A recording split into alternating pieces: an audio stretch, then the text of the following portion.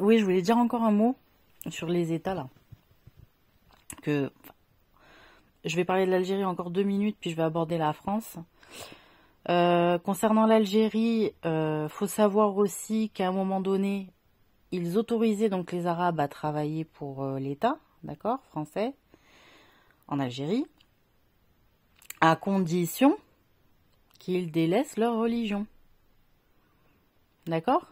Voilà.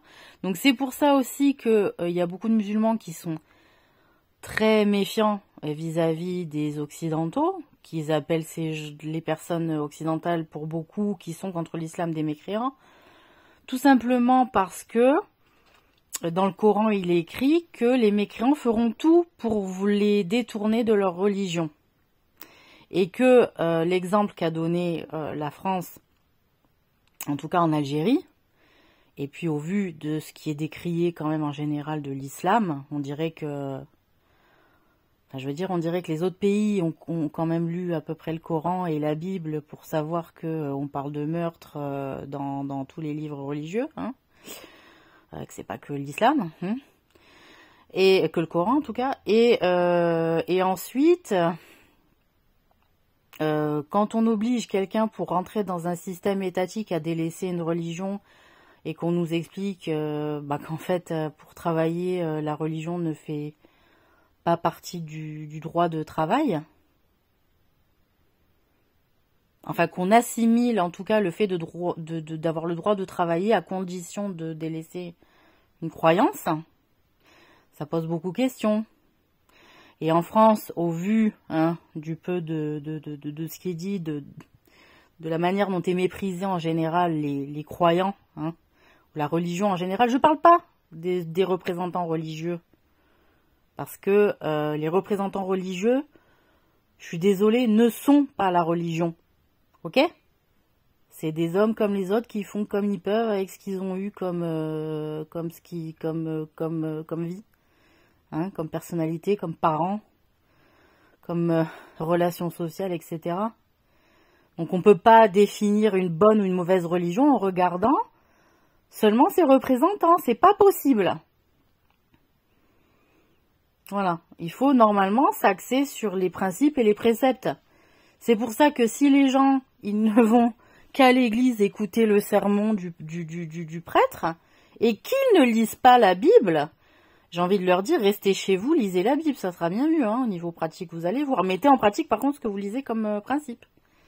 Ça va être mieux, plutôt qu'aller se pavaner à l'église pour essayer de faire partie du village et d'être invité à je sais pas quel apéritif. Parce qu'on en est là, en fait, pour avoir le droit d'avoir un peu de relations sociales et le droit de travailler en français.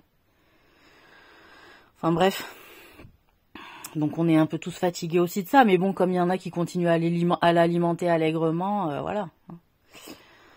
Qu'est-ce que je veux dire d'autre? Donc c'est qu'à un moment donné, il a été tellement fait de mal aux gens au travers de ce qu'ont fait les prêtres, ok, que y a eu une vague d'athéisme qui s'est développée énorme en disant mais il n'y a pas de Dieu, sinon il laisserait pas faire ça, d'accord. Bon, ben non, on est éprouvé. Donc Dieu il nous dit bon voilà ce qu'il faut faire pour que vous soyez bien, vous le faites pas, démerdez-vous, on en est là. Parce que la récompense elle est pas ici, elle est dans l'autre monde, je vous le rappelle, voilà. Ensuite qu'est-ce que je voulais dire d'autre? Oui. Concernant les avantages de ceux qui sont fonctionnaires en France par rapport à ceux qui travaillent dans le privé. Moi je le sais, Claudine elle a travaillé, elle a été fonctionnaire dans le social pendant X temps, elle a travaillé au département pendant X temps, elle a été en réseau avec les mairies, avec la commune, etc. Bon ça va, moi aussi j'ai fait ma petite formation d'EduxP, les analyses de territoire, gna. On sait ce que c'est, les relations pluridisciplinaires aussi, d'accord? On sait pas ce qui se fait derrière, mais enfin bon, voilà. Donc, c'est vrai qu'en termes, puisque ça a été le débat toutes ces dernières années de retraite, faut savoir quand même qu'un fonctionnaire, sa grille, on va dire, d'évolution, de prix, de montant, de retraite, évolue mieux et plus vite que n'importe quelle personne dans le privé, d'accord? Qu'est-ce que je voulais dire d'autre? Voilà. Donc, est-ce que c'est normal ou pas? Je sais pas. Je pose la question. Bon, l'État apparemment, bah, il est sans fin. Enfin, quand tu vois qu'on t'explique qu'on n'a pas assez de thunes pour payer les retraites, parce qu'il y a plus de sous dans les caisses, mais quand tu vois comment il est dépensé le fric dans les caisses, forcément t'as des gens qui gueulent. Alors après, on peut parler du principe que les gens vivent plus vieux et que ils vont pas rester à se faire chier, et ils vont servir la France, parce que ben, même le travail, ça c'est militaire, hein, ici. Les civils militaires, on est nombreux, non? Voilà. Comme ça c'est dit, on n'a pas de pension pour autant. Eh ben non, voilà, parce qu'on s'était pas écrit sur le papier. Eh ben non, eh ben voilà, c'était officieux. Eh ben oui, eh ben voilà, tu l'as dans le cul. Eh ben bon appétit. Voilà, voilà, c'est ça la France. Donc, je demande rien.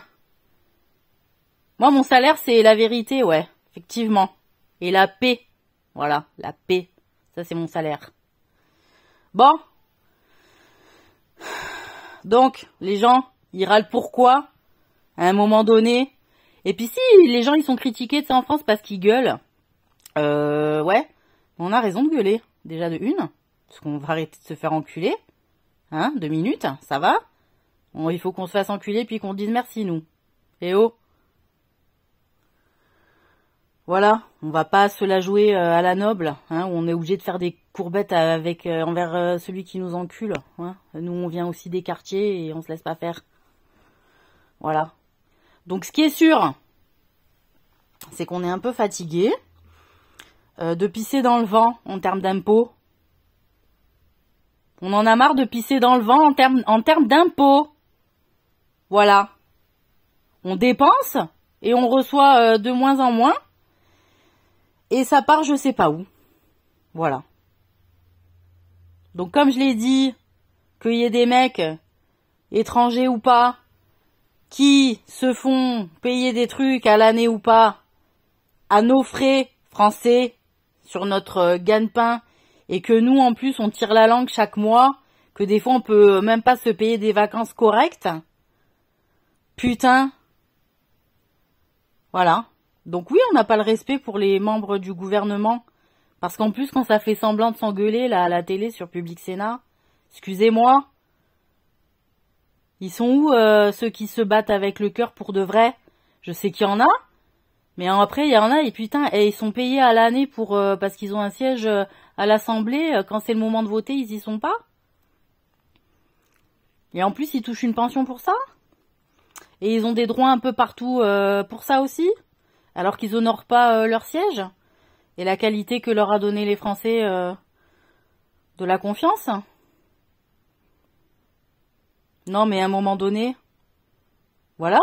Si tout le monde faisait correctement son bordel, ce pourquoi il a été ou élu, ou formé, ou il est payé, il fait correctement ce pourquoi il est payé, le connard.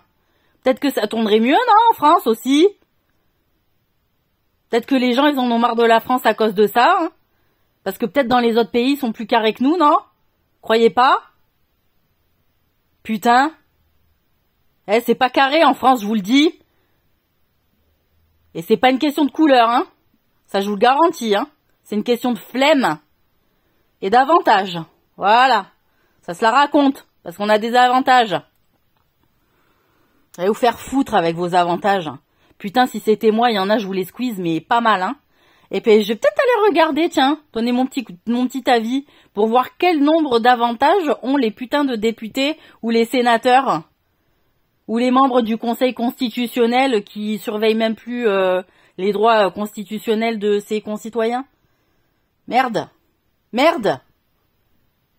Voilà. Donc moi, j'en ai marre des retraites à vita aeternam, alors que ça a passé 3 ans à l'Assemblée nationale. Non. Ça me dégoûte. Pour service rendu. Et en plus, c'est même pas présent quand il faut. Non. Putain. Déjà, moi, je ferais baisser le montant des pensions. Déjà. D'accord? Et en plus de ça, je sais pas, y a pas quelqu'un qui fait l'appel? Hein? Et je sais pas, y a pas quelqu'un qui peut dire au bout de 3 absences, tu dégages? Non?